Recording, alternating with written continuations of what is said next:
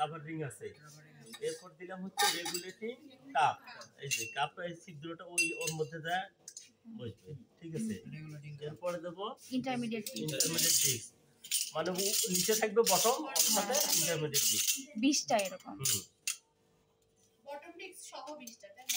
হ্যাঁ, এখন যেহেতু আলাদা নেই, এখন ওই যে ইন্টারমিডিয়েট ডিস্কের একটাকে আমরা বটম ঠিক আছে বটম ডিস্ক। এরপরে দেব হচ্ছে টপ ডিস্ক।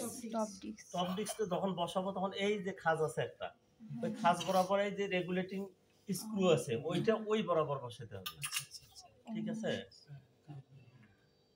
এরপর বাউল হুড, এটা ওই যে নইলে এই খাঁজটা ওর বরাবর ঢুকে দিবে, মানে খাঁজ বরাবর সব এইটা ওর মধ্যে চলে যাবে, নইলে কিন্তু টাইট দেওয়া যাবে না। এরপর হচ্ছে বাউল নাট।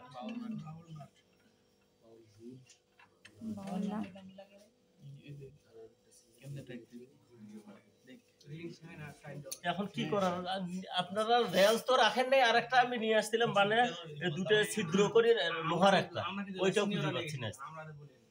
ওইটা কোনো কাজে আসবে?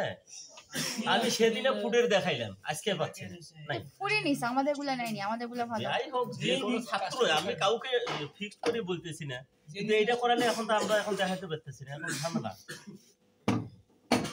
আর এটা হচ্ছে পুরোটার নাম হচ্ছে সেপারেটর বোল্ট। এটা আমরা এই যে খাঁজ আছে আর ভিতরে কিন্তু একটা, এই খাঁজ বসবে এই বরাবর, ঠিক আছে। এটা বসলে ওই যে বোঝা যাবে, আমি মনে করেন দিলাম, হ্যাঁ বসে গেছে। এরপর বসাবো কি বলেন?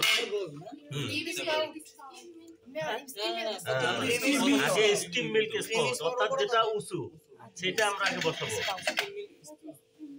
এরপরে বসাবো ক্রিম স্প্রিং। এরপরে কি বলেন? লেক্সেল তো ট্যাং হোল্ডার, আর উপরে আছে, তারপরে আছে কি আর কিছু ফসেট সঙ্গে লাগানো আছে।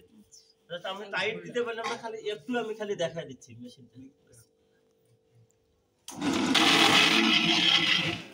টাইট হয়নি, এজন্য এটা দিলে রিস্ক, বুঝছেন। এই মোটামুটি আমরা খুলে আনা, আমরা